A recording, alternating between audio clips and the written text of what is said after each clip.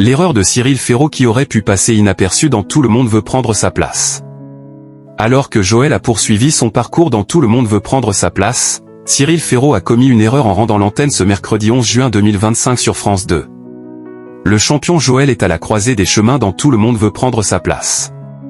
Il lui manque une poignée de victoires pour que le plus grand candidat de l'ère Cyril Ferraud intègre le top 5 des plus grands champions du jeu lancé en 2006 par Nagui. Ce mercredi 11 juin 2025, Elodie, Nicolas, Nadège, Lilian, Catherine et Théo ont tenté de se qualifier pour la finale.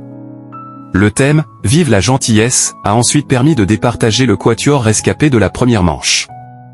Nadège mise au tapis par Joël. Les amabilités de Tati Daniel, les paroles de la chanson à la gloire de N'Golo Kanté, la célèbre réplique de Pierre dans Le Père Noël est une ordure, je n'aime pas dire du mal des gens, mais effectivement elle est gentille, ainsi que le titre de Laurent Voulzy, Le soleil donne, ont été intégrés au questionnaire. Finaliste, Nadège a été priée de fouler le tatami avec le thème, le judo.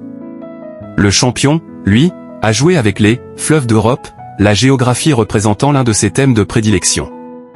Il y avait donc peu de suspense en amont et cela s'est confirmé avec une victoire nette, 20-11, de celui qui occupe le fauteuil rouge depuis bientôt 5 mois.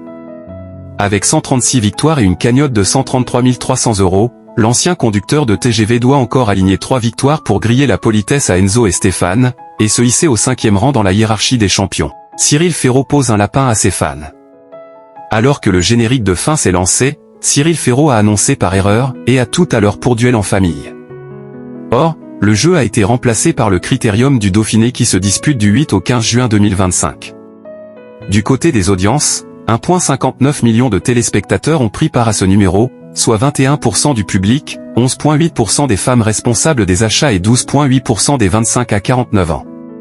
Sur TF1, les 12 coups de midi ont rassemblé 2,65 millions de joueurs, correspondant à une part d'audience à hauteur de 36,7%.